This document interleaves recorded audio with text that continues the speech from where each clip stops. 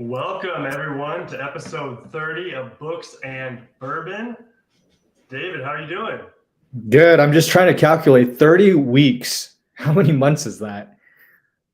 We get worse at math each time we just talk about this. So here, Caleb, let's bring Caleb in here as well. Caleb. Hey. Sorry I'm late. I tried to fit too much into a day, and look what happens. Oh, we're here. We just went live, so we're all good. Beautiful. Perfect. I was just trying to calculate episode 30. So that's like 30 weeks. We had a few weeks where we skipped an episode. And so I just did the math. That's 7.5 months. It's a long time. Not bad. It is 30 weeks is nearly 60% of a year. All right, Caleb. David's got a surprise to tell you about what he'll be having today, possibly, for the episode. Ooh, not coffee, huh? It's not room temperature coffee today. All right. Should we share what we're drinking, or should we just catch up, or what should we do right now? Let's share what we're drinking. So our guest has a hard stop of an hour, so I do want to be respectful of his time. Yeah. Well, should we bring him in before we share? Because I think he's grabbing a drink too. He's grabbing something too. I don't see him at his desk right now, so let's wait a second, and then we'll bring him in. What are your guys' plans for Christmas right now? We can start there. Caleb, what are you doing for Christmas? I am hanging out with my son, and then my girlfriend's got 4 girls of her own, so we're gonna have a full house, seven people, and I think that means if I did my math right, at a present a minute, we're gonna be opening presents till like 4 p.m. So wow, nice. It's gonna be great. We're just some family time and just enjoying that together. How about you guys? Matthew? What are you doing, David? I'm just laying low here in Denver, hanging out with family. We usually watch the movie Paddington for Christmas, and so it's a great movie. If you haven't seen it, it looks like a kids movie. It is a kids movie, but it's really good. Yeah, nice. I'm out in Utah for Christmas. I'm actually here right now at my parents' house out in Utah. So we have the whole family here. All my siblings live out here and stuff like that. So we got all the cousins together. Just a tip for you guys. My dad was sharing with me earlier today. He said that if you get a box, an empty box, wrap it in wrapping paper, make it look just like a present, stick it under the tree with all the other presents. And then if your kids start misbehaving, you just grab that box and throw it into the fire and say that'll happen to the other ones too. The other ones too. So you just have a few decoys mixed in there. You know where they are. The kids don't know where they are, and that's the important part. So you can keep things in line for Christmas, I guess. That's so funny. I like that a lot. All right, let's bring in our guest so we can get started here. Welcome, Reezy. Welcome. Hey guys, what's up? Sorry I'm late to the party. I'm somehow late to the first person who was late. Hey, I was late. You're just later, so yeah, someone's got to do the hard work. Man, your setup looks so good. I wish my background was blurry. Just this Canon M50 doesn't have the aperture for it, or the lens, I guess. But it is what it is. It is what it is. Well, we're delighted to have you. We've not had you on anything, I feel like, in a long time. So welcome. I haven't done a live stream on YouTube for over 1.5 years. Wow. Well, thank you for breaking the streak with us. Yeah. Well, I needed to break it, and I'm feeling great lately. That's a long story, but what better team to do it with? You know what I mean? Beautiful. Well, we're excited to have you. We're going to go around the horn here, and then we do have some exciting news. I'm sure the whole book selling community knows, but we'll kind of share that. This will probably be our last hurrah. This will be episode 30. And we're gonna put the podcast on a long pause, and it may be done permanently, or maybe we'll rebrand it and do it again. But you're it, so no pressure. But this is gonna be a good last interview. Awesome. Give me 2 seconds here. I'm sorry.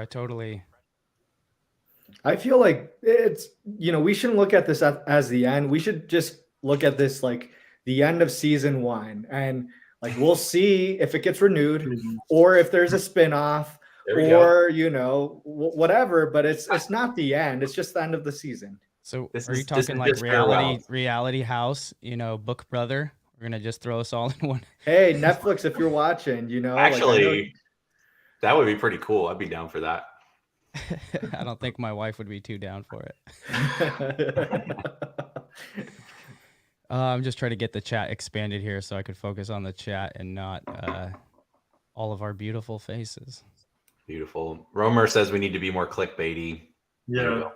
What? Gave us a title idea. I should have done this. Last YouTube video ever. Just put that up on. We won't ever be heard from again. No, we're not. I mean, we're winding things down, but it's allows us to step back and be more strategic. So we'll get into that. I was actually talking to Romer recently about this type of stuff, and like, yes, that stuff is important, somewhat important, but you know, you got to get your CTR up, get people to click on it and watch it. But if you do your job as a creator and consistently, I mean, deliver good content that's valuable to people, they don't look at your thumbnails or titles. They don't give a shit.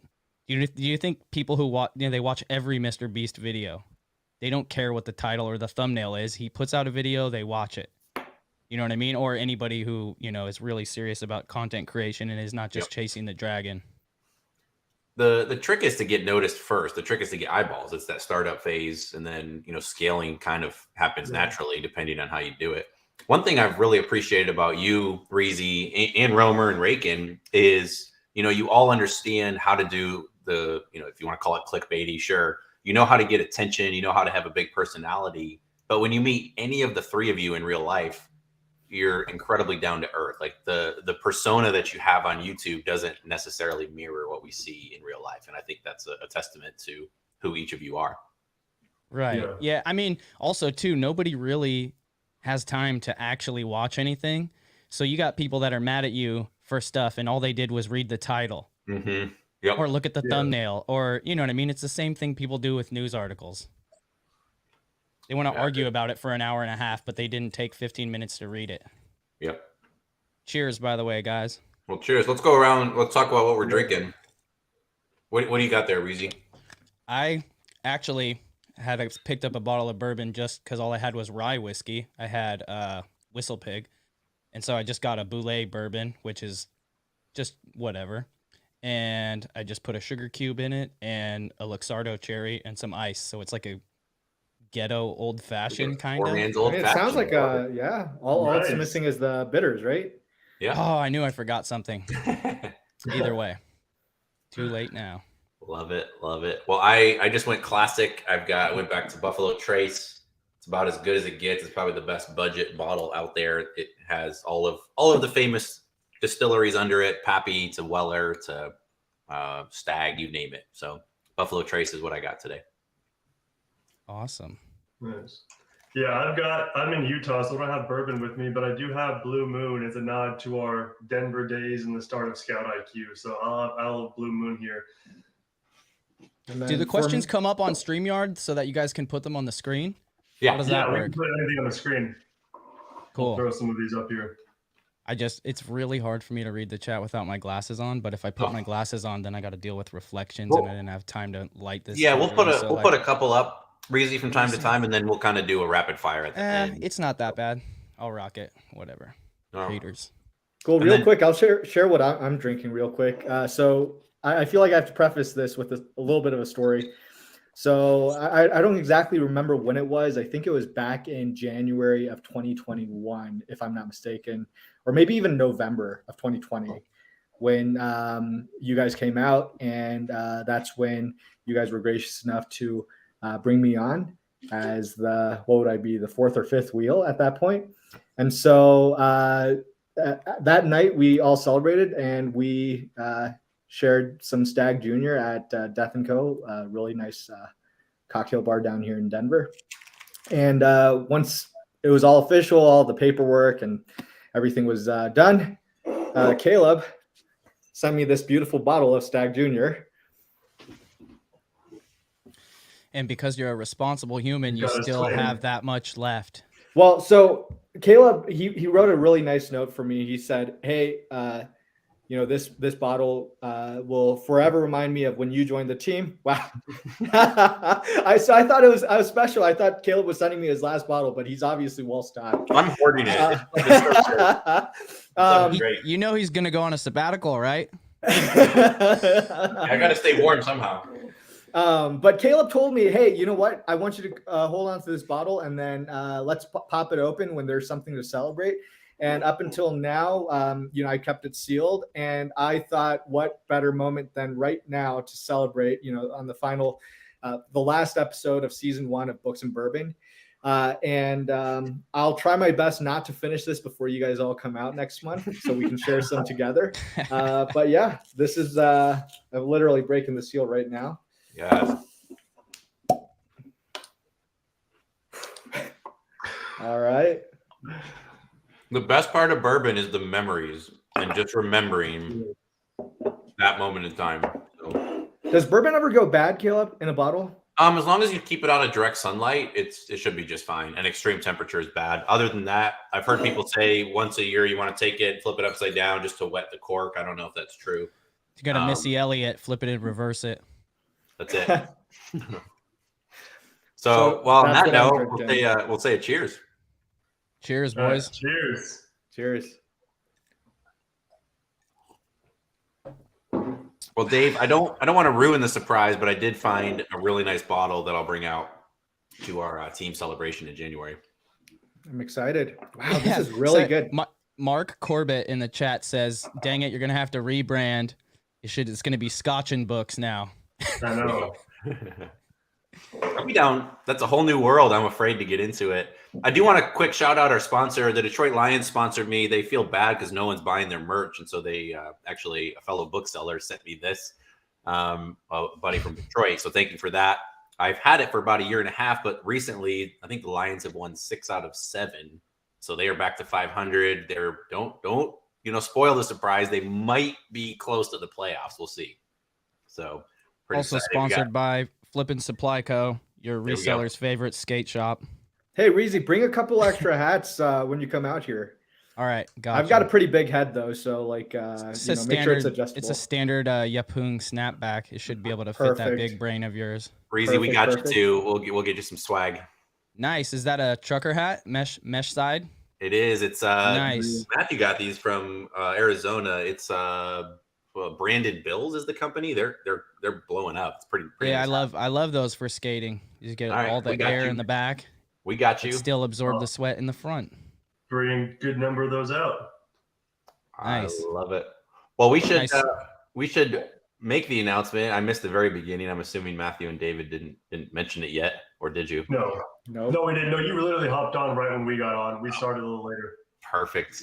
Well, for those that didn't hear the news, ScoutIQ was officially acquired. So everybody's asking how much. It's not really important how much. We just got tired of dealing with too many Karens. And so we actually just said, if you can handle the customers, then it's your company. So we passed it along. I'm kidding. For those that don't know me, this has been something that we've been looking at for about a year, trying to find the right partner to pick us up.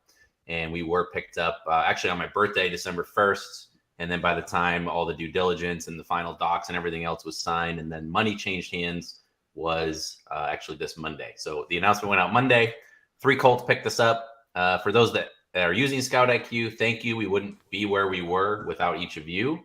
It's been a hell of a journey. We've had a great time building the software, networking with you all, trying to solve problems in the book space, trying to get smarter with data. We invented eScore. It was the often copied metric. But we had a lot of fun building it. For those that watch the show as well or have seen us speak, we often talk about startup, scale up, and then step back. And so for each of us, this was really our chance to do that. We got it off the ground. We had a huge beta test. A couple hundred of you were part of that. That was amazing. And then we scaled this thing up. COVID really struggled. We lost a lot of our customers in COVID just because no one could go source. We weathered that storm. We didn't lay anybody off. We did all we could to kind of tighten our belts. And then unbeknownst to us, we talk about social media all the time, Reezy, but TikTok, we had some videos blow up, not even ours, just not even affiliates, just people were sharing the love of flipping books. And it brought a whole different audience to the table. And that helped really kind of continue our trajectory. So it's been a lot of fun. We launched in November of 2017. So we made it just over 5 years, which is a long time in software. Our team will be stepping back over the next couple months and then kind of handing things over to 3 Colts. In terms of the software, in terms of the pricing, they're saying nothing's going to change. you're just going to have access to another suite of products within the Three Colts family. So Tactical Arbitrage, many of you are familiar with that. They picked them up about a year ago, and they have a bunch of other tools as well. So kind of every entrepreneur's dream is at some point someone comes along and says, hey, we really like what you built. We'd love to buy it. It's hard to let your baby go. I was actually talking to my mom and she was asking, I was telling her the news and she was asking if I was sad. And I went right to my head. I'm like, no, I'm not sad. This is awesome. We're getting paid. We're getting recognized for what we did. It's a chance for us to step aside and figure out something new because I love new things and I love starting businesses. And then I kind of thought about it for a second, went from my head and let it kind of go down to my heart a bit and was like, yeah, it is kind of sad. In some ways, it's bittersweet. Dave, I'll try not to get too sappy since you don't apparently you don't like that. I'm not quite sure, but it is bittersweet. It's really fun to build it. We've met some amazing people. Our last ScoutIQ Summit in Vegas, we had what do we have, about 60, 50 people show up? Yeah. 60. It all kind of blends together. But can I get in there real quick? Yeah, please. What's did they also acquire the Turn the Page brand? No, so they picked up the Book Flipper brand, which is a little odd since that's me, but that's also a big funnel of leads into the system. So they're picking up the blog, they're picking up the YouTube channel. So this may be our last YouTube video. So you could be Book Flipper, you just can't be the Book Flipper. Can't be the. Nope, I'm not. There's a lot of people. No. There's a difference between the and the. Yes, that's a whole nother letter. Brilliant. Somebody did say I should be Caleb IQ, which that joke's funny for a little bit, and then people will forget, what ScoutIQ, that I was part of it. I just want to bring up something that you glossed over, which if people haven't been selling books for a long time, they don't realize how important your contribution was to the book selling community. And we didn't have eScore, like I've been selling books since the Scout Pal days when you had to use SMS messages, and even before that, selling stuff where I had to write it down and then go call, my brother, which we called a rabbit, when you had someone waiting at a computer to help you find stuff. And that's just how it was done. If you weren't, one of the old gray hair wizard dudes that knew everything about books, right? Like Steven Eisenstein probably is one of those wizards, right? Yeah. And he has tons of stories. But before that, then we got, PDAs.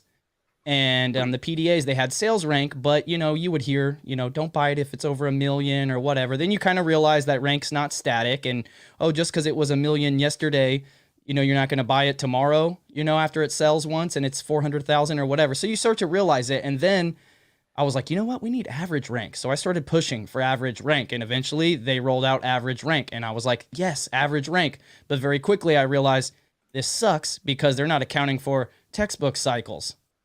And so you still had to count the drops on Keepa.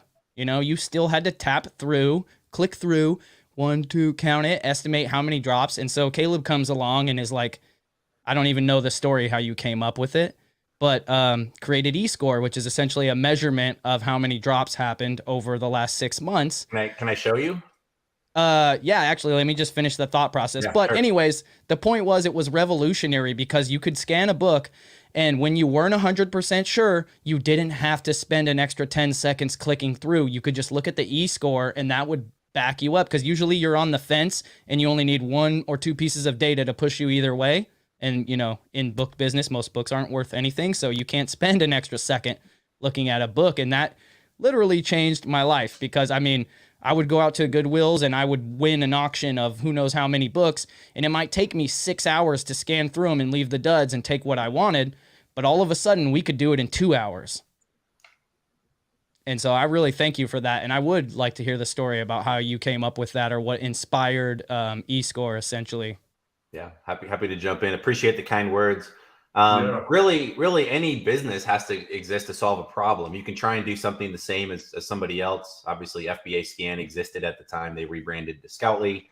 Some people think they did it to copy us, which is probably partly true, but also FBA's trademark. So I'm sure Amazon went to them and said, you can't. It was a brilliant, slimy SEO maneuver by them. So that great. When you would look for ScoutIQ, Scoutly would show up right underneath it. Yep.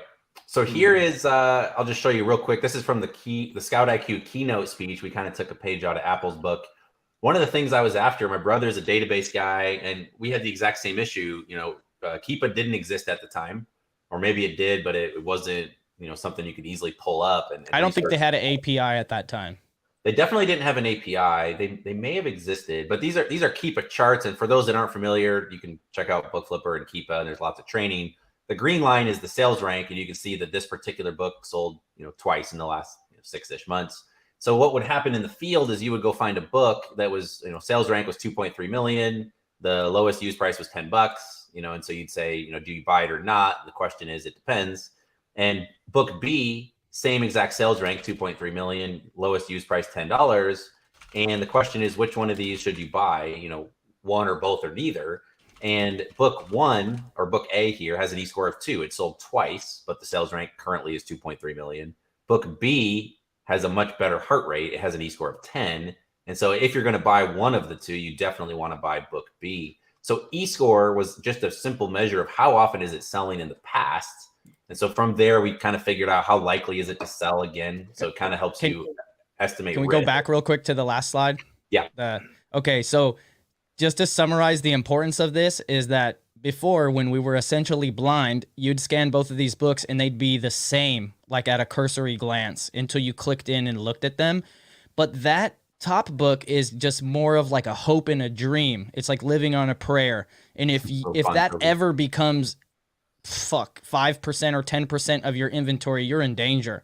Like those are not what you want. Like a book that sells that slow, I want it to sell for at least like $30, $40, $50. Like it's just not worth it to spend that much time on books like that, and if you just go by the default scanner view, you don't know. So you got to be smarter than the software. Yeah. So this, in a perfect world, we'd have full visibility and, like a fighter jet. Side note, this is not my crotch shot. So no comment, please. But the ideal world, we would have full visibility into everything around us. And at the time, with the current tools that were on the market, that we kind of had a very narrow windshield of what was there. And so all we were proposing was, can we open up that field of view a little bit? And it's cheesy, but that's what we were after. And so the E-score was essentially that. We had some fun with it, but basically it was the number of days with a sale in the past 180 days. If you plot out, again, the school of thought when I started was don't buy books with a sales rank over 1 million. So here's E-score on the bottom, here's sales rank. Well, books with an E-score of 0 have ranks, we took 100, I think, for each of these buckets. Their ranks are between 3 and 5 million. So yeah, you're probably not going to touch those books anyway. Where you get in trouble is this middle range where books that are selling once to twice a month, a lot of them drop down. And so at any given point, 20 to 30% of these books can have a sales rank under 1 million. Well, you're going to get fooled by the fact that it just sold versus the fact that it could be really high. And some of these books that sell often, they might have a rank of 1.5 million, but the reality is they're selling every week. So E-score makes you smarter.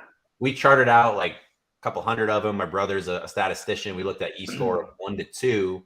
And a lot of these books down here, you'd buy them based on rank at certain percents of the time, but a lot of times you wouldn't. And the bottom line, noise is just a term of how fuzzy something is and how inexact.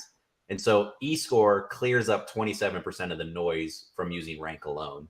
Or in better terms, E-score makes you 27% smarter. So that's really what we did. We put a nice design. Johnny, if you're watching this, thanks for taking a risk. You gave us a great rate on some of the initial design work. It's probably the best money I spent on ScoutIQ in the early stages. How did you arrive at the naming E-score? I know you have E-flip as well, but I'm just curious. Was it just like e-commerce, 90s, e-commerce biz? Yeah. So I just curious. ScoutIQ was going to be Scout Smart. And then I was like, a couple apps were starting to use the IQ terminology. Everything else at the time was Scan Power, FBA Scan. There's a couple scan things. So I said Scout would be different. It would help us stand out. And then we kind of settled on IQ. Never could quite get the domain. That's why it's .co. E-score, I think, was like an either estimated score or like an E-score, just like e-commerce. So it just kind of stuck. We used it as a placeholder, and then it just stayed. And so we just kept it. Yeah, the having the word scout instead of scan, I think is great. And to me, it just makes way more sense because, I mean, I've probably told this story a bazillion times, but when I first started selling books, what happened first was I was just selling whatever I could on eBay and whatever when I would come across stuff. But I happened to once I started to do it more regularly, I would go to the same thrift stores again and again, you get my routes going, and then I would see people with carts of books. And I would ask them what they were doing, and they would, they would tight-lip me. I wouldn't get any information from them, which inspired me to, of course, dig up and put my heart and soul on the line to figure it all out. Like, a few of those people could have just spilled the beans, and I probably would have not cared and not done anything. But because they tight-lipped me, you know what I mean? I went into it. But it was like, I consider myself decently good at Google, at Boolean searches, and I'm searching, book scanning. What I want is not what comes up. What comes up is just endless information about how to digitize books. I'm looking at Hackaday posts about how to make a DIY book scanner so you can digitize it. Like, this is not what I want. There was no information, or if there was, I couldn't find it because it lost in the trenches of digitizing books. Right. Reezy, I actually have a very eerily similar story to that. So when I first started, it was actually even before I personally started. It was when my dad started. I was helping him out selling books online, and we would go to the Goodwill auction similar to you, and you'd see these guys with a Palm Pilot and go scanning books, and we'd go up to them and it's like, hey, like, what are you guys doing? Like, what is that? And nothing. And so literally I devoted the next like 2-3 months of my life, like going to Best Buy, asking them, like, my thought was they were somehow like connecting their Palm Pilot to the internet through their cell phone. And so like I went to Best Buy, and I remember talking to the sales floor, rep there. And I was like, hey, do you guys have something where like your device can connect to the 3G signal on your phone? He's like, oh, you mean tethering? And I was like, yeah, tethering. He's like, no, that doesn't exist yet on phones. Oh, you mean a flying car? Oh yeah, no, sorry. That's not a thing. Yeah. Dude, it was crazy though, right? Because people were using PDAs, right? Which was, let's see, Dell Axum X5, yep. Dell Axum X5-1 was like a hot rod if you had that one. But they didn't have, I remember they didn't have Bluetooth, right? They had a really crappy wireless, but they didn't have Bluetooth. And so everyone used what I call the potato peeler scanners. It's the compact flash cards that you jam into the top, and those inevitably cost a lot of money. Yeah, they were like $300, and you inevitably put it in your back pocket to get some books and sit down and snap the thing off clean. And it's like a 40-pin, mini IDE hard drive connector. You're donezo. And I remember I got a CHS-7P, and then I got a compact flash Bluetooth card and put it in an X5, and I got it working. And it was like, It was complete wizardry. But even being tech savvy, it was pretty difficult. You had to use ActiveSync to load the software onto the PDA. It was so difficult that when you would see like grandmas and grandpas out there getting it, they didn't figure it out. It was because the software providers were selling fully installed, scanners, which meant their database. Yeah. When I realized that, I was like, their database is like how old? 3 months, 6 months? I'm competing against people that don't even know how to update their database. And so when I realized that, then I was like, dang it, now I got to go through their rejects. Because before I just, assumed they knew what they were doing. And now I'm like, they don't know. I got to go through their rejects now. Dang it. It's funny because people are so adverse to change. When I first moved to Denver, we didn't have ScoutIQ yet. We were just launching eFlip. So I was using FBA Scan. And I used to go to the Denver library sale downtown under those big white tents, David. You've probably been there and in the basement.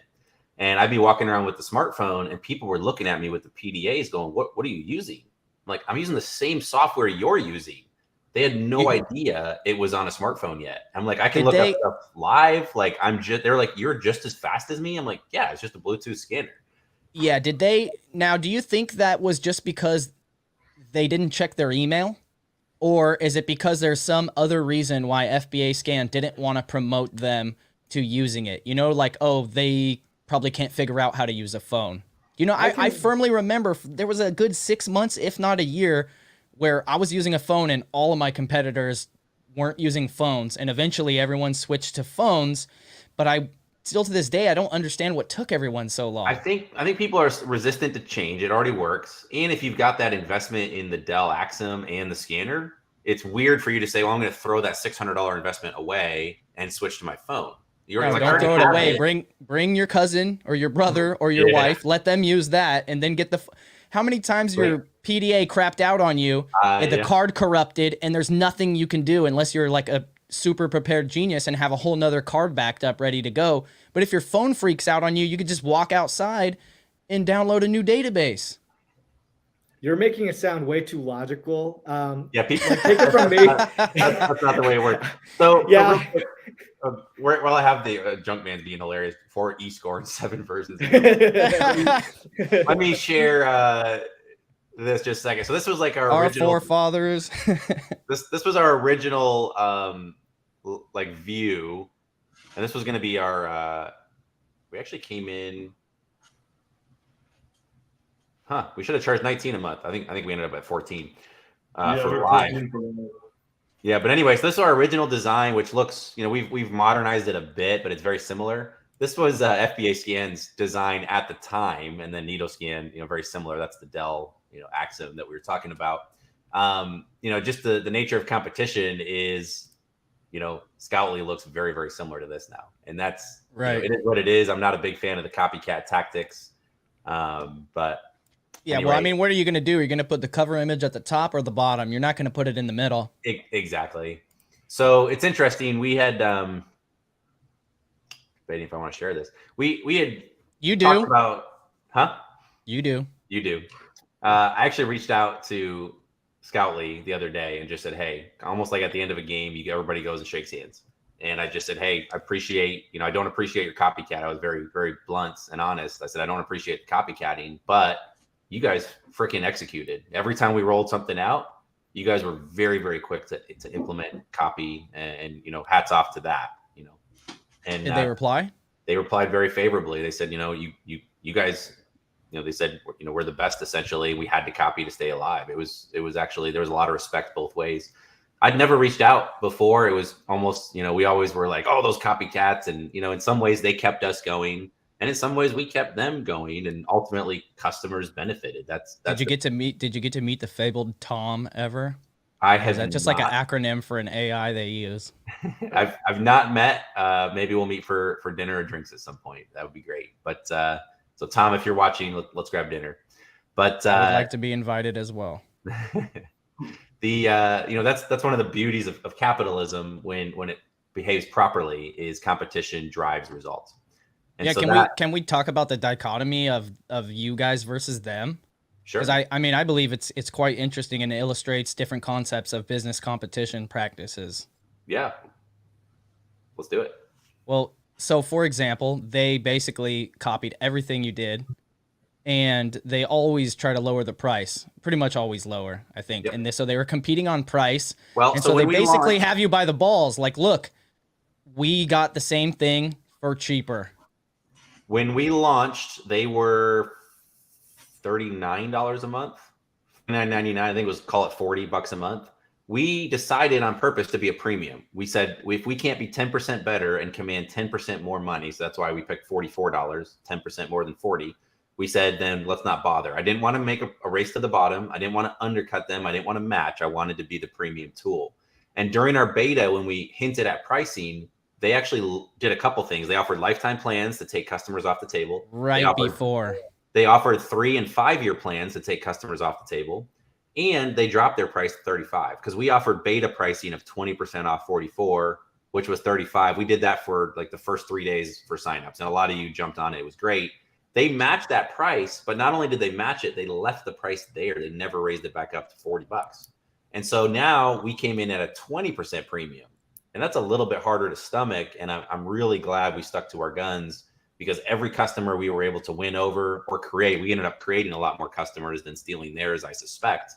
Every customer that we created and introduced to the game, we were now getting 20% more money out of them, which and think about it. You're the owner of ScoutIQ and you've never talked to Tom. And I know every single ScoutIQ customer that needed help could have or did send you an email and talk directly with you, if not Matthew, later down the line. But an inexorbitant amount of time, direct connection. You know what I mean? And so like me, as I was always promoting ScoutIQ, and you guys never paid me for exclusivity, which is, something I would charge a lot for. I just always did it out of respect. I'm just loyal to my own detriment or whatever. But I've always appreciated how you took care of people and community aspect, or like fly me out and put me up for 2 days in this thing. I'm like, yeah, you could talk if you want to, like you could pitch your thing, or you don't have to, whatever. We're just happy to have you, you know? And I always appreciated that, but just watching how you operate and seeing the value that you give to the community. Do you know what I mean? And like coming from the skateboard world, you can't be a successful skate shop if you aren't doing things in the community. Do you know what I mean? Like you need to put on skate contests and demos and get the pros to come through the shop, and you're part of the community. You can just show up and say, buy my shit. You know what I mean? Which is essentially what FBA Scan does.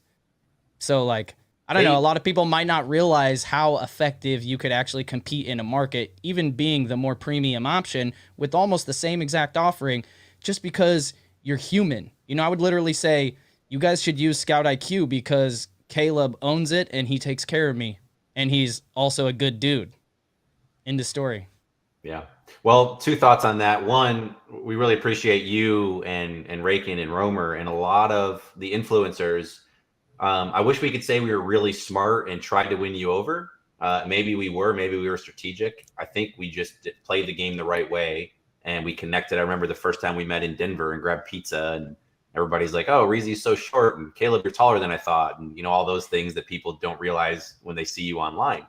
And I just remember meeting, you know, you and eventually Rakin and all of that. And the fact that you decided to, you know, promote our product, even if we didn't have an affiliate program, was awesome. So we really appreciate that. We would not be in the spot that we are and getting the sales that we did without affiliates like you. And you're one of our top affiliates. So we really appreciate that. The other piece to that is something Matthew actually taught me. And I remember going, man, we can't charge that much more. No one's going to pay that much of a premium. People are going to know that Scoutly's there and we're here, and they're not going to pay that much more. We just can't do it. We have to lower the price. And Matthew's like, you remember what your analogy was, Matthew? Do you remember the software that you told me about? Was it ClickFunnels? Yep. Yeah. So ClickFunnels was out there. Russell Brunson, the guy's a marketing genius, and their software was like a couple hundred a month. It was crazy. It was like 10x the price of what you get other software that's something very similar for. Yeah. Now, it's a lot. Part of it was sort of a network marketing play. They had a huge affiliate funnels within it, but he built a great community, and people would pay stupid money for software that at the time wasn't that great, but they had the community. And so you really talked me into it and said, no, if we build this community the right way, and Matthew's a master of SEO and understanding the marketing side of things and community building, and David's incredibly relational. Who knows where we'd be if he had found us earlier in the process. But because, you know, Matthew, you talked me into keeping that. And if we didn't, if I had dropped the price to $40 or even matched Scoutly at 35, we'd be worth 10% to 20% less than we are now. So cheers to you. Right. And Russell Brunson also, sorry to cut you off. I want to get the Russell Brunson relevant thing. Russell Brunson has a quote, and he says, people who pay attention. And so he has, you know, talked about, he's giving away stuff for free all the time to people, family members, friends, whatever, stuff that people like us would have to pay 10 grand to show up for, you know, or more. That's probably one of the lower ticket in-person things. And he's like, guess how many of those people took action? 0. Yeah. He's like, guess how many people take action, are successful, that spend 10, 25, 50 grand to show up to the in-person trainings? A lot, 80%, maybe more. Mm-hmm. And so it's interesting to think about the type of, you know, what happens to your demographic of customer when they pay versus, you know, just being someone who's looking for the best deal. Do you know what I mean? Like, you can get organic apples from the farmer's market, or you can get the cheapest bag of Granny Smith pesticide-ridden apples. They're both apples. You know, they both taste the same. But where did they come from? Mm. We're the organic apples in this illustration, right? Mm-hmm. Okay, good. Good clarifying question. Well, a big trend I see actually is a move toward local food. And so the idea of shipping in stuff from Chile out of season just so we can have asparagus in the winter is, you know, we're stripping Chile's ground of nutrients. It's really expensive for freight and petrol and gas to get it here. And it's like, why don't we eat stuff in season from a local farmer? And we're seeing a huge move. We go and get non-pasteurized milk with all the other crunchy people in our town. and it's $8 a freaking gallon from the Amish, and people are lined up to get it because the Amish are the biggest hustlers ever. They don't pay income tax, you know. well, it's cash based, or is it religion based that they don't pay, or It's they hide it? religion. They have a Okay. religious exemption, but also Wow. they do a lot of bartering. They don't deal with too much cash. But Yep. I'm not an expert on the Amish culture, but I would like to make my own culture that doesn't pay taxes. I joined that religion. Invite me That's what I'm over when you saying. do that. It already exists, guys. It's called Scientology. Well, that too. Have you heard of the Church of the Flying Spaghetti Monster? Sounds so cool. No, It's made up just, I think, for tax reasons. sign me up. So, any rate, yeah, David and Matthew, you two have been a little quiet in this. It's been a fun history lesson going back down memory lane here. But what are you guys' thoughts as we wrap up season 1 of the podcast? Well, I definitely like calling it season 1 versus the very last episode ever. It's a lot. It hits my ears better to hear that. It's not as clickbaity. It's not as like. It's not. It's true. It's not as clickbaity. No, it does make you feel better about yourself. There's gonna be more episodes in the future potentially, though. But it's been crazy. Yeah, like Caleb said, I want to echo that. I'm super grateful to you, Reezy, for day 1 supporting ScoutIQ and being at the events and talking about it on YouTube. And if you Googled ScoutIQ in the early days, even now, you're going to see your face in so many YouTube videos that you, like said, we didn't pay you to make all those videos, and you just, super helpful to the community any chance you had. And so we're very grateful for you and all the effort you put in over the years. And I appreciate it. I love to see your YouTube channel. I know it's not exactly correlated with timing, but your YouTube channel blow up over the years. I remember looking at it. I think I messaged you when I saw it, but I looked at it like 2 years ago, and I looked at it, and I looked at it again, and your subscriber count, I just love that curve. Yep. On your YouTube, how your YouTube's blowing up, and just seeing that made me been so super happy blessed. to see that YouTube's blowing up. And I just love this. So thanks for all your support over the years. Yeah, no, thank you for the support as well. I guess I don't know how to really say it, but I appreciate it. And it's kind of been a learning lesson for me, because like going forward, I'm now looking for, what is the next good scanning app that I can promote to my people, and what are they going to have to pay me for exclusivity? Because it's not going to be cheap. In fact, I want equity. So if you're watching, you know what I mean? Let's talk. I saw your comment that you're now a free agent. Yes, definitely. Can I chime in real quick? Of course. So, I actually, so I'm coming up on year 15 of selling books online. I actually, if you do the math in a weird way, so my dad actually started selling books on Amazon back in 2015. That's when he started. I think I was a sophomore in high school. I wasn't really serious about it. He was just doing it for himself.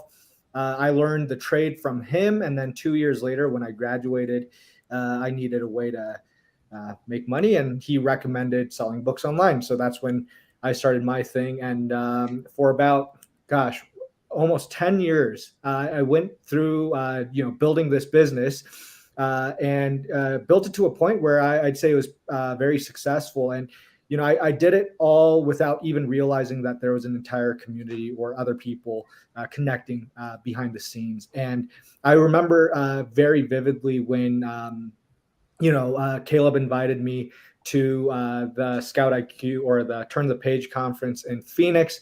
And that's where I first met Reezy and Matthew. That's where I met you. And I just remember sort of being blown away where I didn't really have to validate or explain what I was doing. I could just say, hey, you know what? I'm doing exactly what you're doing. And that's all I needed to say. And so, I think up until that point, I remember going into that meeting just kind of being like blown away by just, wow, there's so many different people here. I didn't even realize that there are this many people selling books online, even in the entire country. And, and what I realized is that, man, how important community is. And, Reezy, you talked about just the importance of finding good people and like trusting in the person more than even in the product that it's like, if you know the person, the quality production output that they're going to they're going to be producing, right?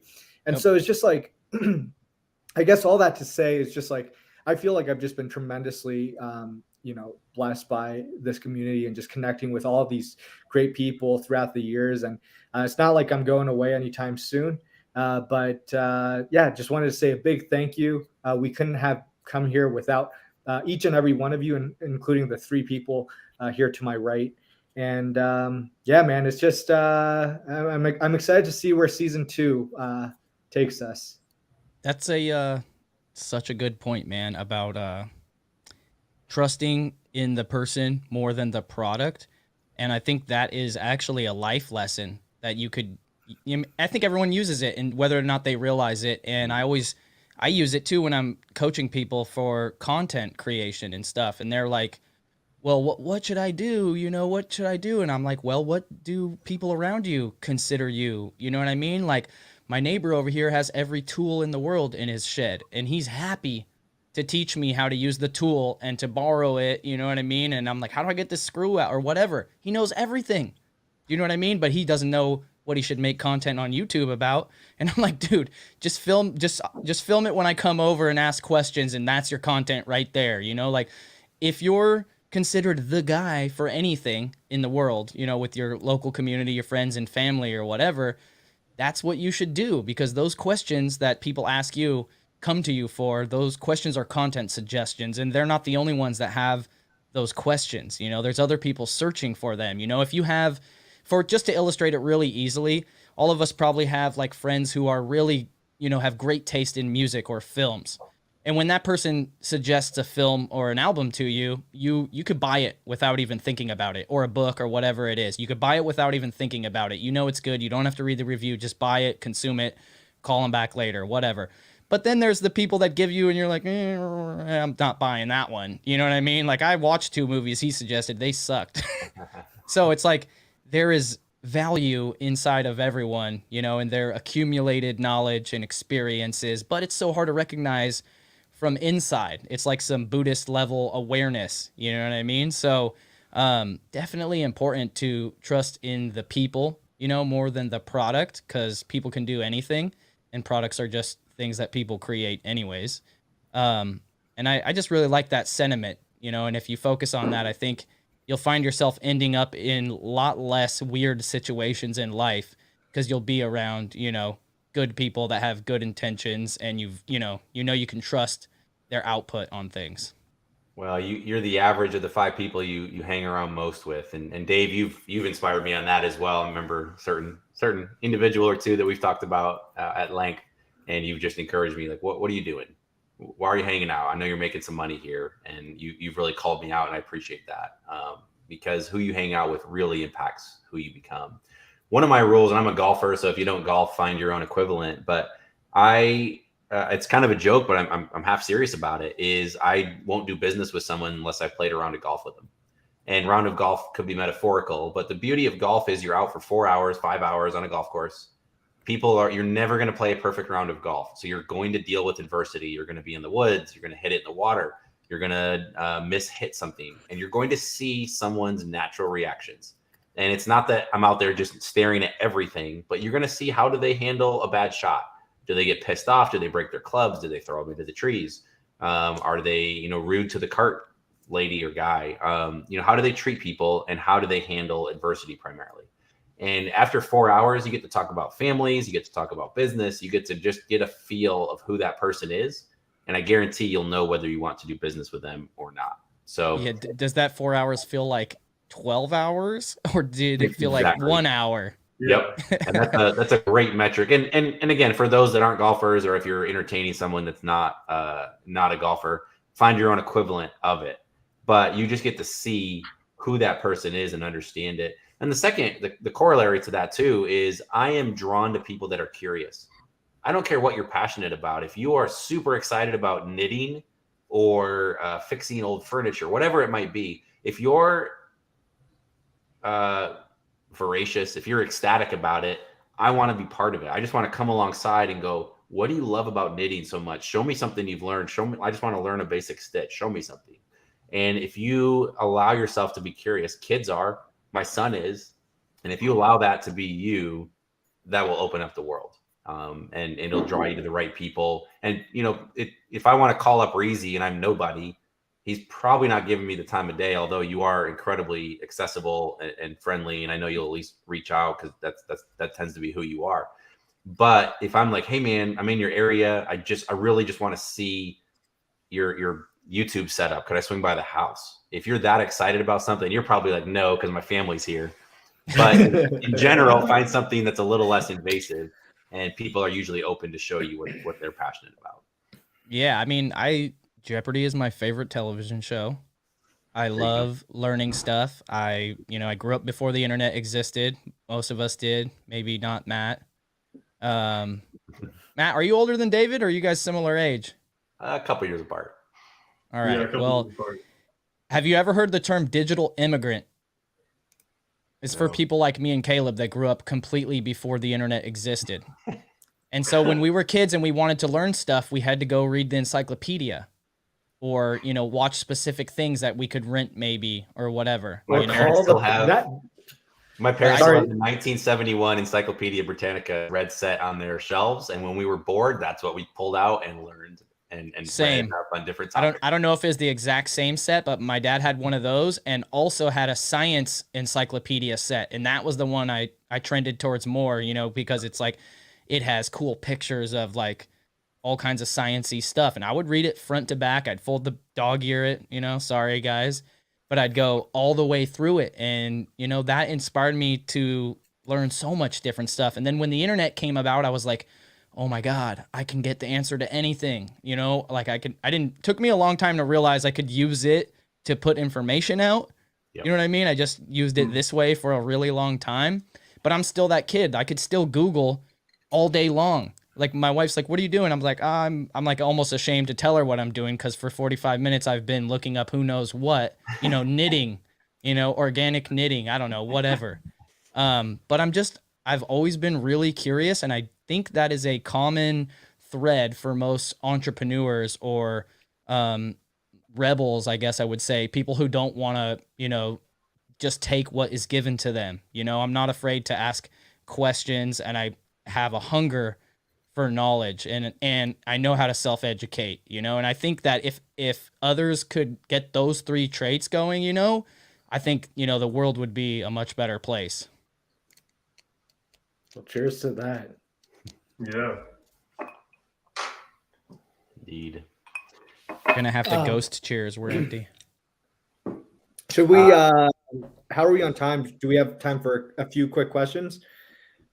I saw some. I do. I know, Reezy, you said you've got a hard cutoff. Whenever you have to duck out, just let us know. That's just me protecting my time. I don't actually have anything to do. Perfect.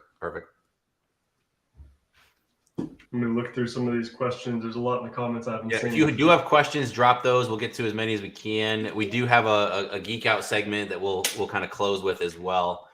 Reezy, how's the skating going? Skating is going actually really well. I'm kind of surprised that at age 38, I am better than I've ever been before. Learning new tricks, still jumping downstairs. In the last year, I hard flipped a 6-stair, varial heel flipped 6-stair. I know you guys don't really know what that means, but the people that do will know. And those are great accomplishments. But having just as much fun as I ever had, the difference is that not so many people my age still skateboard, so it's far and few in between. And if you want to skate more than the 1 day a week those people skate, 1 or 2 days, I have to broaden the people I skate with. So I'm skating with 16-year-olds, 18-year-olds, 25-year-olds. And I'm like, hey, let's go. And they're like, I'm at school. And I'm like, oh, crap, I forgot you were in high school still. You know what I mean? And because it's really hard to tell if someone's 17 or 21. You know what I mean? Like for some people, like, are you in high school or are you in college? I don't know. You know what I mean? And so, but otherwise it's just skateboarding. I think about just trying to maintain my fitness. I do a lot of stretching, strength exercises, jump rope, whatever, but it's super fun and I feel stronger than ever. So I kind of think that was like a myth, that like you get old and you can't do stuff. I think what happens if you don't use it, you lose it. And then it gets, really, really hard to get it back. 'Cause it took me pretty much almost the whole pandemic to get back to feeling comfortable to where I could start learning new tricks again. And now, you know, I might learn a new trick today. I don't know. But it's just super fun. I don't know anything that's more fun. Great way to relieve stress. You even just get out and push, get the wind on your face, you know. Overcoming the little danger, you're scared to do it, so you kind of try it and then you eventually do it, you know, and you got to do it perfect because that's just how we do it. And when it finally happens, you know, you're like, oh my god, that was so beautiful, and you're tired and sweaty, and it's like, I like to say that skateboarding taught me, you know, how to overcome adversity, how to be okay with, you know I'm going to fall 1,000 times before I land it once, not even good. You know what I mean? And so I was never afraid to fail in business or in anything. I always knew that that was a stepping stone to get there. So skateboarding is actually fun while you do it, you know, even though you're falling like all the way to it. So business and other things might be harder. You know what I mean? Because you're not getting those rewards so much while you're training and going through it or whatever. But the concept is still the same. And I think so many people are afraid to take a chance on anything, you know, which is why we have so many people stuck in the 9-to-5 lifestyle when anybody could. I mean, this is not even a stretch. You could a half an hour a day, 5 days a week, focus on learning a new skill. And at the end of 1 year, if not 2 years, you'll have a new skill that you could probably make at least 50,000 a year doing. Well, there's a phrase. You want it. There's a phrase that says we overestimate how much we can accomplish in a day, which is why I was running ragged today and barely made it in time for the show. And we underestimate what we can accomplish in a year.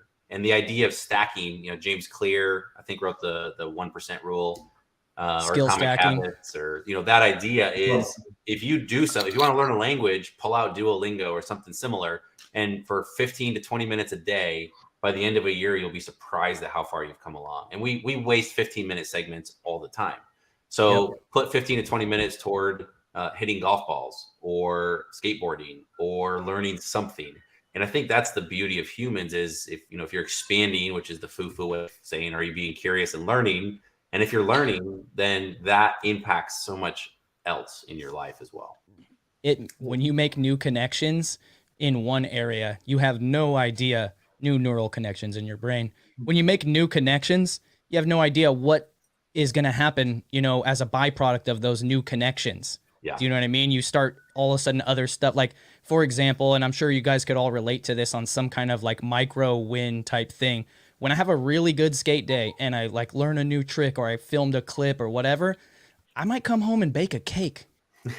You know what I mean? Or like make dinner, and I don't ever really make dinner. Like, it's just like that happens, and then the rest of the day is like perfect. Everything is so good. You know what I mean? And I think, I don't know, everyone understands like the mind controls your body, but not everybody understands like a motor and a generator. It works backwards. You know what I mean? The body controls the mind. So when you feel bad or weird, go run around, go on a bike ride, do a bazillion jumping jacks and yell out, you know, out loud or whatever it takes, because through moving your body, you can reprogram your mind, you know, and you always feel better after, you know, working out or just getting outside and getting fresh air and moving around when you don't know how you feel. And I think like more than any obstacle of life or the government or what, I don't know what to do, like whatever, I think your own mind holds you back more than anything. And it's very important to understand how to overcome that, which a lot of us have dealt with a lot over the last couple of years. Yeah. Cheers to that. Junkman says, I don't know how much you want to get into your last 18 months, Reezy, but what are you flipping lately? Skateboards. Yeah, so I invested 30 grand into a skate company because I'm crazy and haven't made hardly any of that back. So I spent 10 grand on a heat transfer machine. I bought 20 grand worth of blank decks, and I love doing it. They're available in the local skate shops or on our website, flipandsupply.co. But also just more realization of me being like, I jump on stuff I think I want to do, and then when I start doing it, and this is my whole life, I'm just like, I don't really like this as much as I thought. And it's not to say that I don't like owning a skateboard company, but I didn't think of all the things that come along with it that I wouldn't like. For example, I want to go skate, but if I like post on Instagram all day, I'll sell a couple skateboards, but I'd rather go skate. You know what I mean? And so I don't know, you know, like I enjoy having a company and being able to put sponsor other local skaters and give them what they deserve, you know, and we're filming and whatnot. But it's just, there's always something that comes with it, you know. But as far as like, what am I flipping? I haven't sold anything online this year since March, except for a $550 book that I sold recently. I actually forgot that I had it listed on eBay, and it finally sold. It was I made a post about it. It was an old violin, an old book about how to make violins by, God, why my wife's gonna hate me because I can't remember it right now. But anyways, that famous violin maker who's made a bazillion violins Stradivarius. and is, yeah, there you go. So he didn't write the book, but it's all about his techniques and his secret, like down to like his secret formula for his resin and lacquer that like people still don't really understand, and like mathematics and geometry about how to carve the inside of violins and violas and just so much stuff. And it was a non barcode book, didn't have an ISBN on the back. Looked it up. The e-score was terrible, but I was like, you know what? Someone wants this. And so I listed it for $550, which was $250 higher than the last sale. But I figured, what's the harm in that? It's barely ever sells. And then I put it on my wife's bookshelf, who is a string instrument teacher, and she enjoyed looking at it, you know, and I'm like, here, this is yours in case it ever sells, you know. And then I was like, holy crap, it's sold. But I wasn't surprised that it sold, you know, in 2 weeks ago, because you always sell really expensive books that nobody really needs at the end of the year for tax write-off reasons. You know what I mean? And so Christmas reasons, but yes. yeah, that's like the only thing I really sold recently. Other than that, it's just attention, YouTube, helping other people, my Discord, whatever minimal digital products I'm terrible at selling because people will ask me for it and I'll be like, don't buy it. You don't need it. Like, you need to save that money to buy products to sell. Like I said, I'm like honest to detriment, you know. Well, like other people will scam you and sell you some shit, and I'll be like, get off YouTube, quit watching videos. I love that about you, and you've always been very upfront that you would just love to just make content and inspire and influence people rather than, you know, teaching. You know, teaching them's great, but you didn't really want to sell and flip stuff. You did that because that gave you the audience to help make money in the short term while you built your audience. And that's, I mean, I did it for a living for a long time, and I always say, you know, it was a lot better than digging a hole in the ground. And I dropped out of high school in 10th grade, so what am I going to do? You know, the most skilled job I did, I was an optical lab technician. And when I was 16, I lied and said I was 18 because I lived on my own already, and I ran the back of a house of an optical laboratory, like grinding lenses, not just finished lenses, hockey pucks, run them through the grinders, cutters, all that stuff. And it was really cool, and it was fulfilling because people would have messed up glasses, and you'd make them and then give them to them, and then they could see again. And so you get that dopamine like all the time. But after that, it was like shitty job after shitty job after, you know what I mean? I was like, man, delivering pizza is the best shitty job because you can drive around, listen to music, and if you're good at it, you know how to get high tips. You know what I mean? Or to take the certain deliveries that are in the higher neighborhoods, like all this little strategy about it, you know, and you're kind of on your own thing. But I never had, you know, a job that I liked. And I got a job at a skate shop. Oh, I'm going to love working at a skate shop. I didn't love it at all. It's just retail sales. But after that, then I started selling for myself, and, you know, I learned some stuff. And then when I read Gary Vee's book, Crush It, I was like, oh my God, this is how I'm going to, you know, be a YouTuber, you know, which I always wanted to do and make money. Then I started doing it, and then people started telling me I helped them. And I was like, wow, like I didn't expect that. You know what I mean? Like that feeling that you get when people say you help them. Because I grew up in a real selfish, non-religious family, you know, like dog eat dog, right? So, but that kind of like affected me in a way. And I'm not saying I'm not doing it for money or whatever. I definitely do it for money, but also that feeling, you know, makes it easy to keep going, that you're actually helping people or creating a difference in the world, or like that little version of me in like 6th grade that's like, I want to be in the history books. Like I want people to remember me and what I did, you know, like, shut up. People like you don't ever do anything. You're going to end up in prison like your dad. And I'm like, no, I'm not. You know what I mean? And so that is kind of where that went. And then it happened again when people are like, your story is real inspiring. Like the things that you've been through, like blah, blah, blah. I can relate to that. And that was me becoming more self-aware, you know, and being like, wow, really? You just want to hear me talk about my story? Like, or like, wow, you really made me pay attention, or you convinced me to actually try it, or whatever it was. I have this some kind of quality, you know what I mean? And so let's explore that. I could always go sell shit. That's how I look at it. So Yeah. I'm never worried. You know, I know if things go wrong, I got at least a couple couches I could sleep on. I'll go work for Dave. Caleb's going to be successful in the future. I'll work for Caleb. I'll figure it out. It's not a big deal. Well, let's go around the horn real quick. What drives each of you? Why do you do what you do? I'll start if you have to think about it. Freedom is my word. I don't mind working a lot. I don't mind working a little, but I don't want to answer to somebody else. And I want to be able to pick up at 2:00 on a Thursday and go on a bike ride or talk to a friend or go play around a golf. And I might have to make up for it. I might have to work on a Saturday and Sunday to do it. But freedom and flexibility and the ability to kind of set my hours and set my own schedule is really what drives me. So I'm curious what drives each of you. Same for me, which is why I've always said from food stamps to freedom, because, you know, I never liked the fact that I had to ask someone at school for a hall pass to go to the restroom. I felt like that was like a totalitarian regime from like the age of 8 years old. I was like, this is preposterous. I'm never like, how do I have to ask? Like, and so, you know, just people feeling like you got to ask first. You're a child. They're not giving you respect up front. You know, you got to earn it. And it just felt really, really lame. Like you weren't in control of stuff.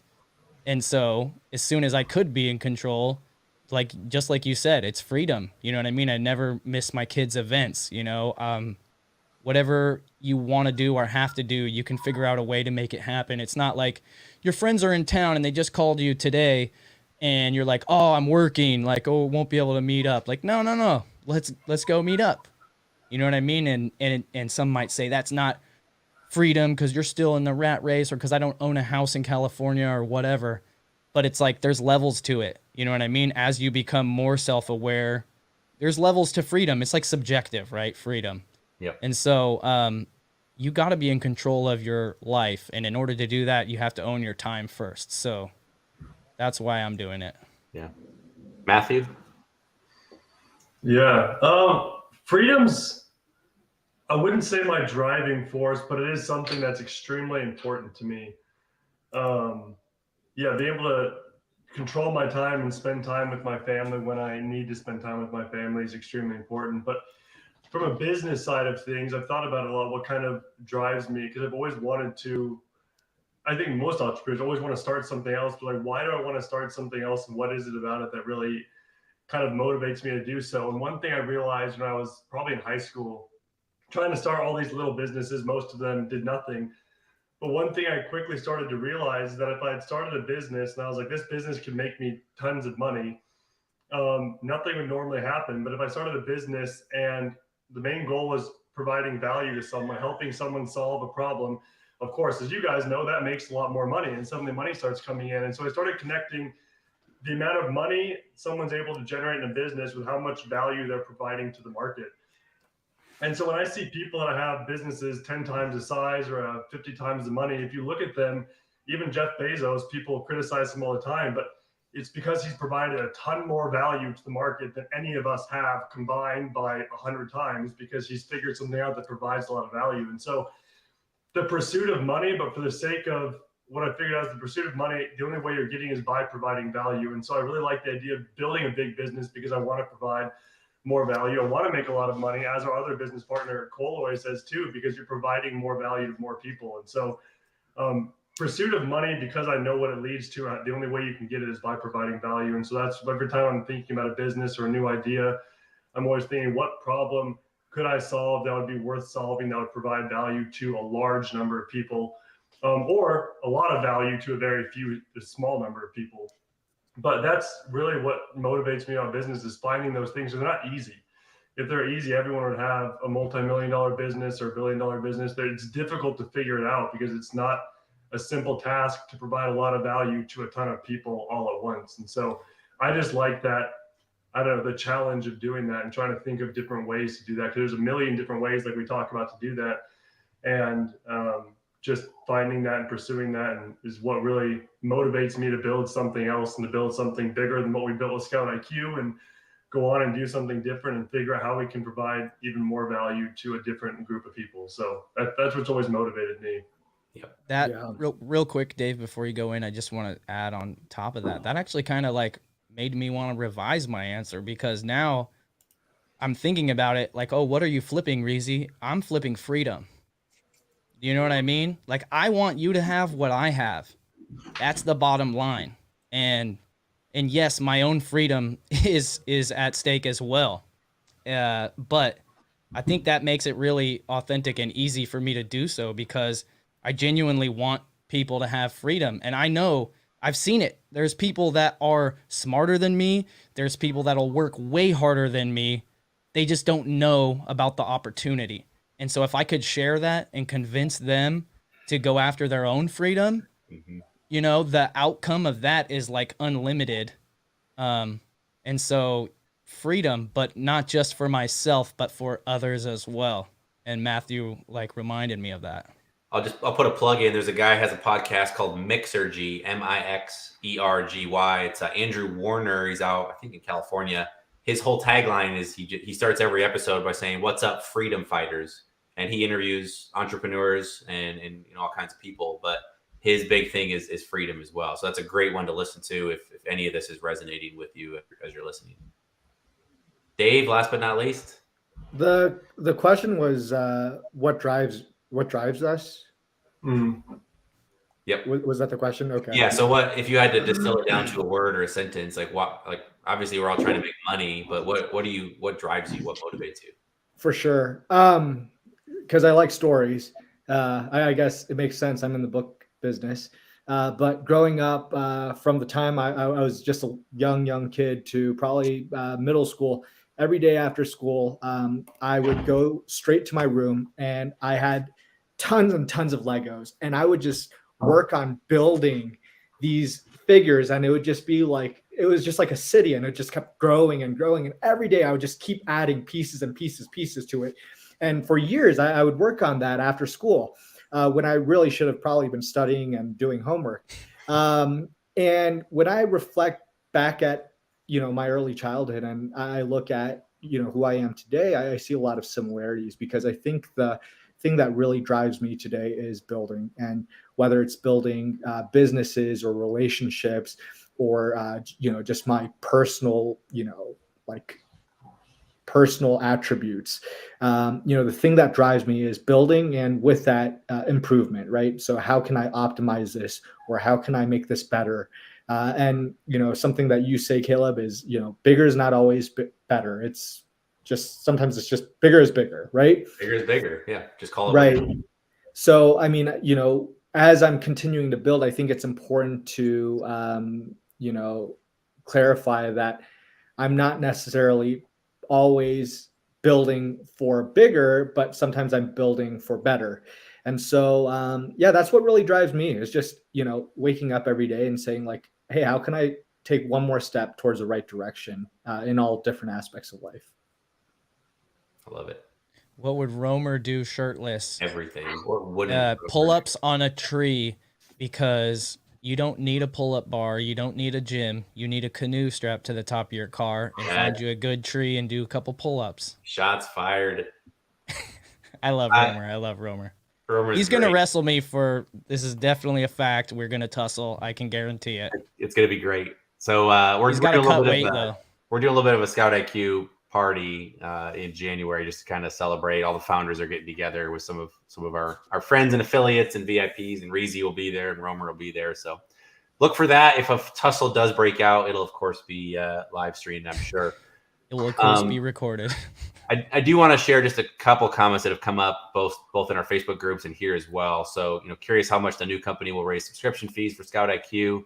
To our knowledge, there's no plans to raise fees. They're basically going to leave things alone. They've got some ideas for, you know, new features and whatnot, but they didn't buy us just to raise the fees and hopefully everybody stays put. They bought us because consolidation's happening across the industry, and so they're trying to own as many software companies as they can.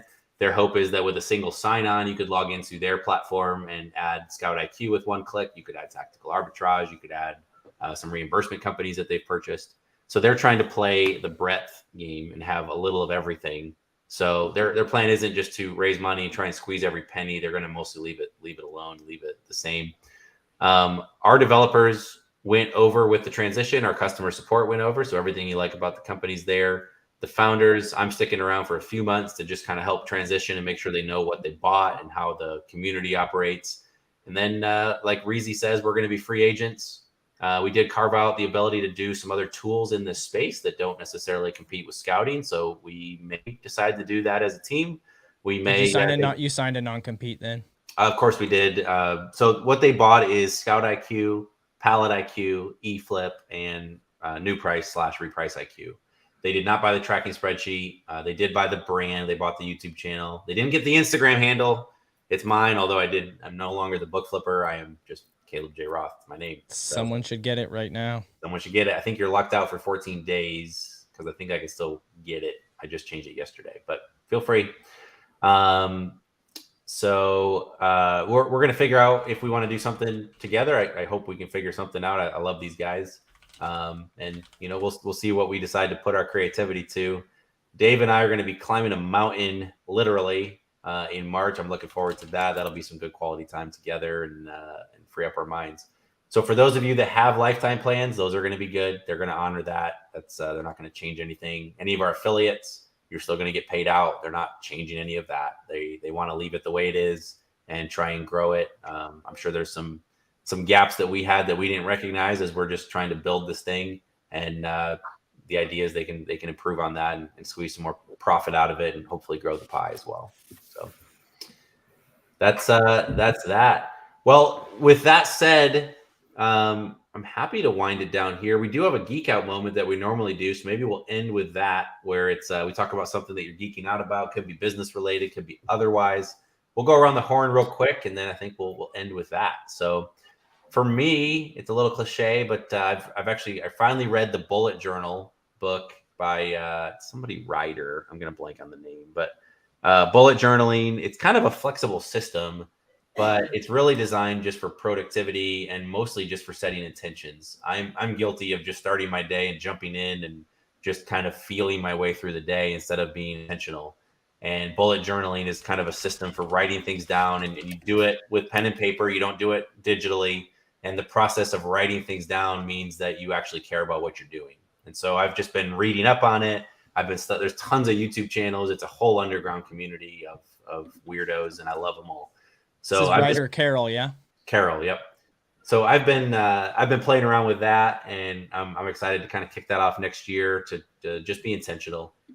Again, I can fly by the seat of my pants. That's something I love, but I also know that the more intentional you are, the more you're going to accomplish your goals. So what's kind of the main core thing of it? Is it just being super intentional about creating the bullet journal gives you like kind of like a meditation mind space, but also you're getting that reinforcement of writing all the things down as well?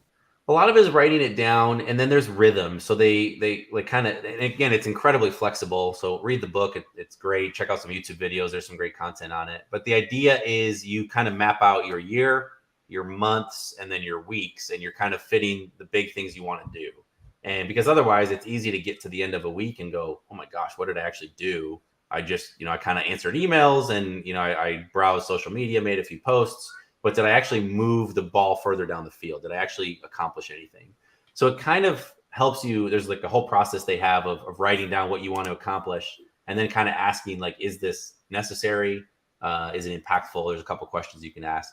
But the main thing is the rhythm of each day. You come in, you can have your gratitudes, you can have some meditations if you want. But the main thing is, what am I going to do today? And write that down. The process of writing it down kind of ingrains it in your mind. And then at the end of the day, you need to go back and either cross out what you did. And if you didn't do it, they have a system called migration where you either say, you know what, I'm going to move this forward to tomorrow and then write it as one of my goals for tomorrow. Or if you keep doing that, you need to question, is this worthwhile? And maybe just cross it off. Or you can migrate it back to like, you know what, I'm going to do it later this month, or I'm going to do it in February. So it's that idea of, physically writing it down, because it's a little bit slow and painstaking, forces you to be intentional with what you're doing. So far, so good. I'll probably be like a lot of bullet journalers and start it and kind of half-ass it halfway through the year. But I'm not tied to the idea. I'm intrigued by how I can be more intentional. So that's kind of fun. Nice. Reezy, you want to go next? Me? I can go. Sure. Yeah, so for my birthday, well, whatever it was, like 2 weeks ago now, my wife bought me a compound bow for hunting. I wanted to go hunting for years. Every year I say, this year I'll figure it out, do it. And every year I've just pushed it off to the next year. So she's like, it's time you actually start learning how to I got a bow. And then while we were there, I was like, does it interest you at all to like go hunting or to shoot archery at all? And she's like, yeah, that actually sounds fun. So we bought her a bow at the same time. And so we've been learning archery together in our backyard, shooting bows. And I've actually been applying for the draw the last like 3 years in Arizona because I know it takes a long time to eventually get drawn for something, at least in Arizona where we are. So we'll start applying different places for her as well. But it's just been a fun experience.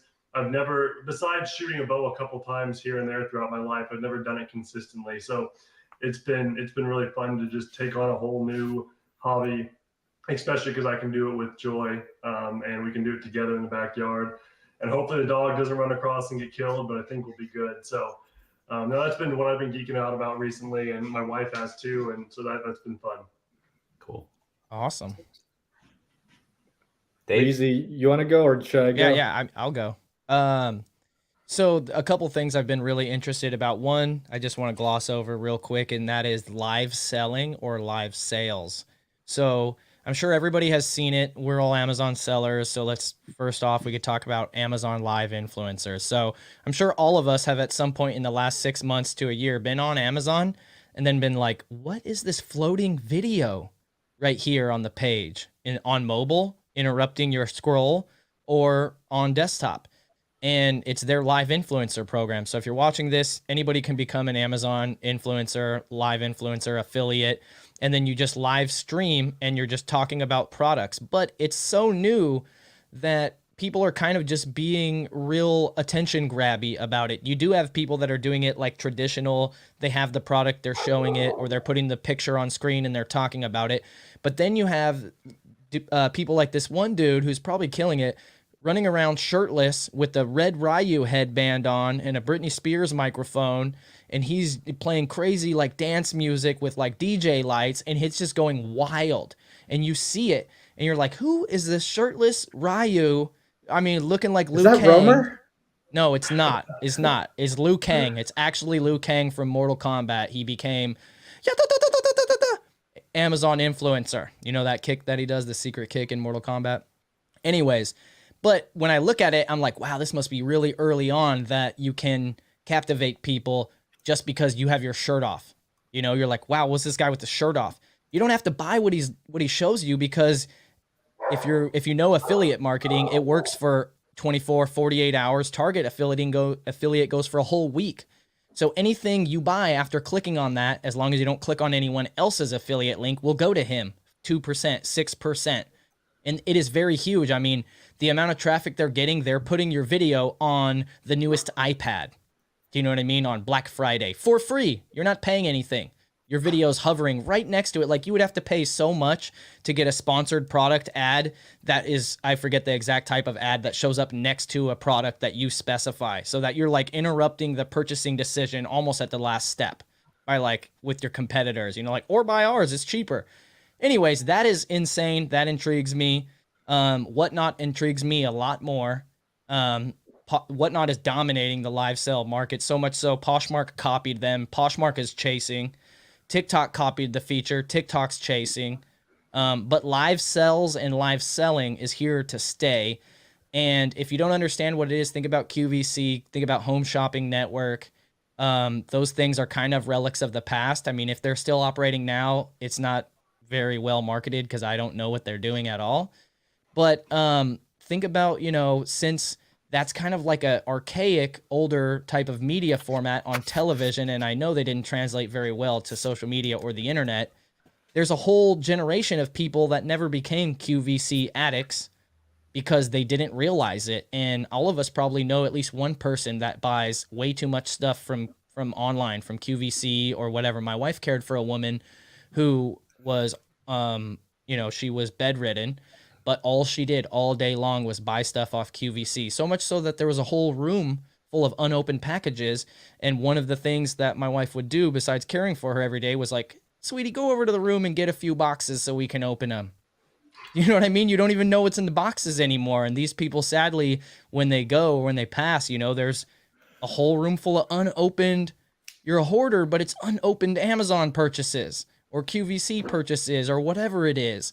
It's a disease, I guess. Those people exist, right? And so it's also very interesting because Whatnot is putting so much money into it to drive their ability to become a platform and to be a big player, not just to do these live sales. You know, auctions are the primary format that's doing really well. Lots of people are putting them at $1 and then just 15-second auctions. People are selling 30 items in 15 minutes and then they're done and they made $3,000.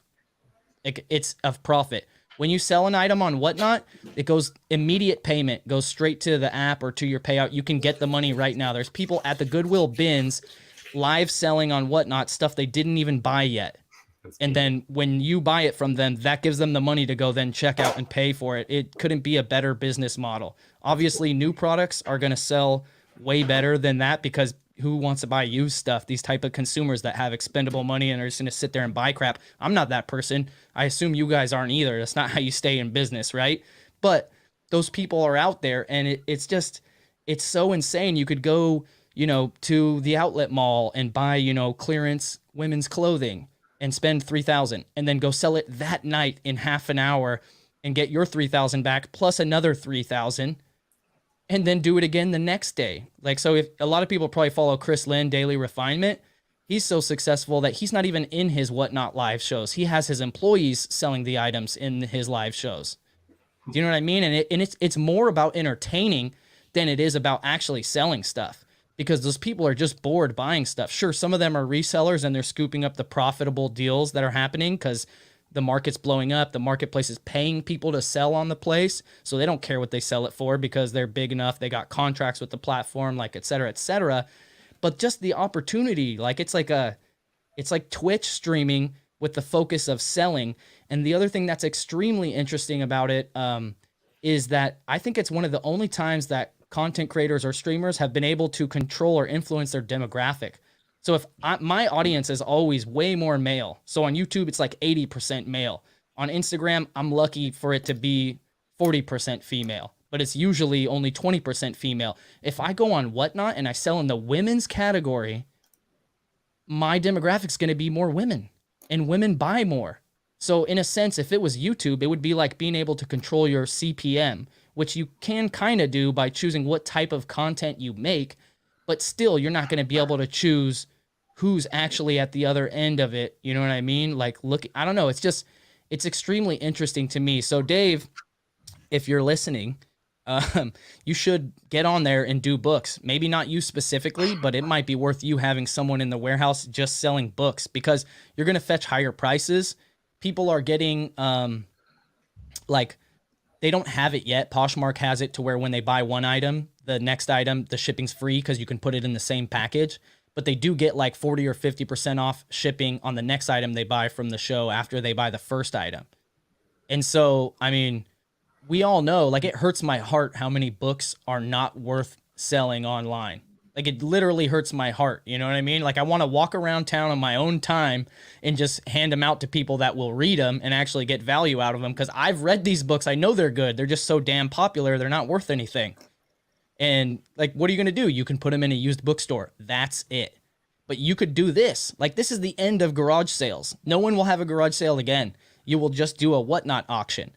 If you got a good Whatnot following, start an estate sale company. Just hit the estates and just like, hey guys, it's Reezy. We're in here at the estate sale. Look at this crazy copper horse. All right, we got to start it at 25 or 15 seconds left on the clock. Like, it's insane. And Whatnot, the customer pays shipping. And they eat all the returns. So if there's a return for any reason, they cover it and you keep your money as a seller. I don't know what could be a more favorable platform to sell on. And think about this. You don't have to take pictures or anything because you're live and you show the product. So now you're not photographing the thing. You're not writing a description. It's up next is this item. I mean, I'm like, I've been watching Whatnot videos nonstop for the last 3 or 4 days. And, it's very, very interesting to me. I think most companies will probably have someone working out of their distribution warehouse doing this. If not, they'll be hiring someone else to do it for them. But think about how ill it is for Whatnot, because how did the QVC business model work? They had to have a studio. They had to have people who buy products, people who research what products to buy. Then they store the products. Then they have to have people that ship the products. Then they have to have janitors and technicians to come through and fix the printers and computers and so much stuff and rent and blah, blah, blah, blah. But now this is kind of like what Bezos did with Amazon and getting us flesh and blood robots to fulfill the product niches that aren't there or that they don't want to deal with.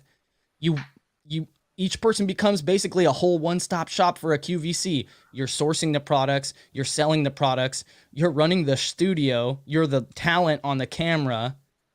You know what I mean? It's like a really, I don't know, I can't even put it into words how exciting it is. Obviously, it's not going to be all sales because most people buy stuff that they go and look for it when they want to get a deal or of some sort or whatever. But I'm very interested to see where live selling goes, the future of it. And I believe that there's at least a way that any business can utilize this to, make 6 figures a year. Easy, regardless of your following. Love it. I love it. That's great. It's funny because as you were talking about Whatnot and Amazon live selling, I started thinking about not just books, but all the random things that we run across at the warehouse. And that's creepy. My Siri just went off. Apple's getting jealous.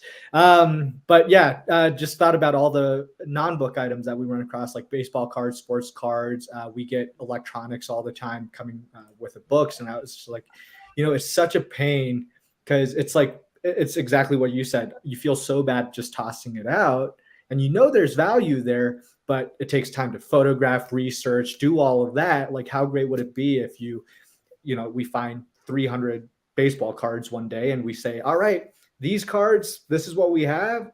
All right, auction ends and we're starting at $2. Auction ends in 15 seconds. You just do that in 10 minutes. You've pretty much got rid of all those cards. And if there was something valuable there, you've gotten closer to the value than if you had not done it. So right. And if it's fun, you know what I mean too, which I think it would be a great job to provide for someone.